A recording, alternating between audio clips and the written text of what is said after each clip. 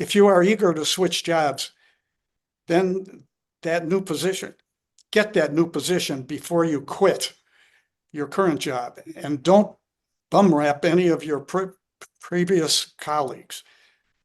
Negative comments can come back and haunt you. You're watching the Spotlight Network, starring Hollywood's newsman, Logan Crawford. They now believe a single member. He works with TV and film legends. And now, Logan's shining the spotlight on the world's top emerging authors and creators. International were abducted. This is Spotlight with Logan Crawford, streaming on Roku, Apple TV, and Amazon Fire TV. I'm Logan Crawford, and right now on Spotlight, we're opening a book filled with timeless wisdom, hard-earned life lessons, and straight-shooting advice. It's called Aphorisms, Adages, and Advice for the Children I Never Had. It is written by a terrific author. His name is Len Tomaka, and he has penned a collection of common sense truth gathered from a life well lived, from the streets of Chicago to the U.S. Marine Corps and everywhere in between. Whether you're young and just starting out or older and looking back, this book offers guidance that's practical, heartfelt, and unforgettable. We're delighted to have this very talented author join us here today on Spotlight, and we ask viewers like you to support authors like him by subscribing to our channel and by purchasing his amazing book. The links are below this interview. Len, thank you so much for joining me once again here today. Thank you. Good to see you. Good to see you, my friend. You're one of my favorite guests, one of my favorite writers. You're a straight shooter when it comes to your writing, and these are great bits of wisdom and advice that you've put down in this latest book. What inspired you to do so? The genesis of this book is because I was the baby of the family. That was the cause. I had older siblings by 10 years gap, and instead of two parents, I was blessed with five. That they took the role for everybody. And so one time, because of the gap, they were young married, and I was early teen. And once my brother had a little conflict with one of his boys, and his discipline was a little harsh, I thought. And I said, "Whoa, a little harsh, no?"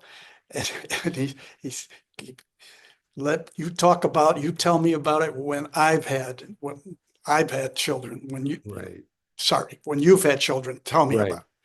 So it started me on the path of, well, what am I going to, I better pay attention, because when I'm having a child, I'm not going to act like him. And we're going to talk things over. And so I would collect notes, then work happened, and I would collect little notes and tidbits of listening to people. My book are histories of people. And through the years, everybody was chatting about family issues and the like. So when my turn came along, I was married. We weren't blessed with kids, and then divorce came. So I had started these notes. So I just kept on with my notes in a, get it, spiral notebook. That's awesome. And you could rip it off, and this is the original. And so that's great. I would rip out a piece and put them in a cigar box, and then kept collecting them. The cigar box turned into a bag. And so all through that time, I was really paying attention with people, with their at-home experiences with their families, besides being part of my family. And so I collected these. So when retirement came, I had all these things, and I spread them out on a kitchen table, and I was picking them out, and it was easy to do, because I found that they came with categories. I said, okay, this one's about behavior, about human behavior. This one's about work, and I would have categories, and I would set up people tidbits. May I give an example of each category? Sure, love to hear it. Yeah. So the first one is in behavior, and I need, not I want. I assume I'm talking to a young kid or a young man or a young woman. Yeah. The words I need, then I describe it. the words I need highlight the giver or enabler to the person who is listening. Conversely, the words I want tends to make the person defensive. Keep that in mind when you approach someone for help or to accommodate you. Then we go to work. Changing jobs. I picked one. Changing jobs. If you are eager to switch jobs, then get that new position before you quit your current job, and don't bum rap any of your previous colleagues. Negative comments can come back and haunt you, because that new employer just might call your old employer and get some feedback. So people in general, where are you? The caregiver needs help too. A family member who takes care of an ill person goes through stress as well, and often is greater than the experienced by the indisposed person. Keep an eye on and come to the aid of the caregiver as well as the care receiver. Lastly, where am I at? Tidbits, because I had really no true category for any of this, but it's the big one, the serenity prayer. God grant me the serenity to accept the things I cannot change, the courage to change the things I can, and the wisdom to know the difference. I don't need to explain that. That's one of my favorites. I say that all the time. Serenity's prayer is a guiding force in my life. From when I was a teenager, absolutely. Yeah, it gives you a lot of peace. You and I have something in common. Look what I keep in front of my desk as well, a spiral notebook. Because, it's funny, sometimes the old school way is the best way, So just writing it down on a piece of paper could be so much more helpful than typing it onto your phone or something like that. So I think that's great that you collected these great sayings, these life lessons, these adages over the course of your life, and they're really profound. Thank you. And I'm glad you shared them with us. What are you hoping that the readers take away from your this collection of sayings? Oh gosh, if one young person said, "Oh my God, I remember that book, and I'm living this now," just good, and that would be a wholesome legacy for me. Aside from this being my legacy, a book, it's in the book, being performed by people. Yeah, it's a living legacy then. If you're able to impact somebody's life, it's a living legacy. And great advice also about don't leave your current job. Don't resign your current job until you have a new one. It might come like that, your next job. It might not. And then you're under the pressure of, okay, I'm going to lose health insurance. I'm not going to be able to make rent or whatever it is. So I'm on your side. Don't quit one job until you got another job. And that's people from our generation. We think more like that. Today's kids feel like, I guess they feel money drops out of the heavens or something. But you need to work, you need to live. And in order to live, you need to work. So I think that's great advice as well. Without a doubt, without a doubt. What are some of the guiding forces in your life? Are there any sayings in there that really resonate with you?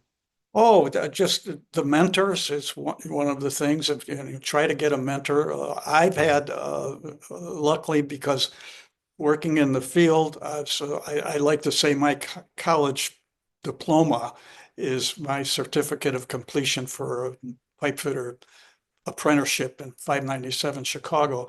And as an apprentice, everybody is a mentor. I mean, everybody guides you. We were an industrial steel mills, chemical plants, powerhouses, very busy, dangerous, high pressure piping is what we would install.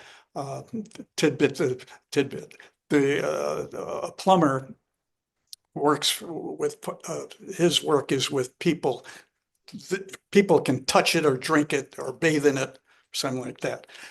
We are not, we're process piping, heavy duty, pressurized systems and the like. So when had those as mentors strictly for pipe fitting, but at at the coffee break, you go to a trailer and have a coffee break or a lunch break, you're in a trailer, and everybody's talking about their lives. And again, it just, here's the notebook again. I'm just listening to guys.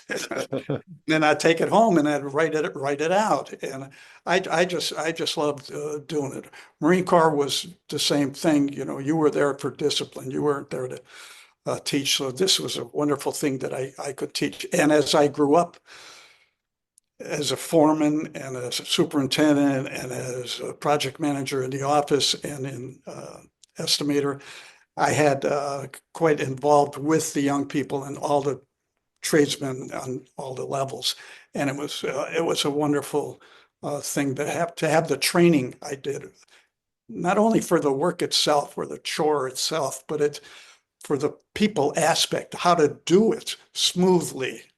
You know, just like I need, not I want, you know, I'm going to go. Exactly.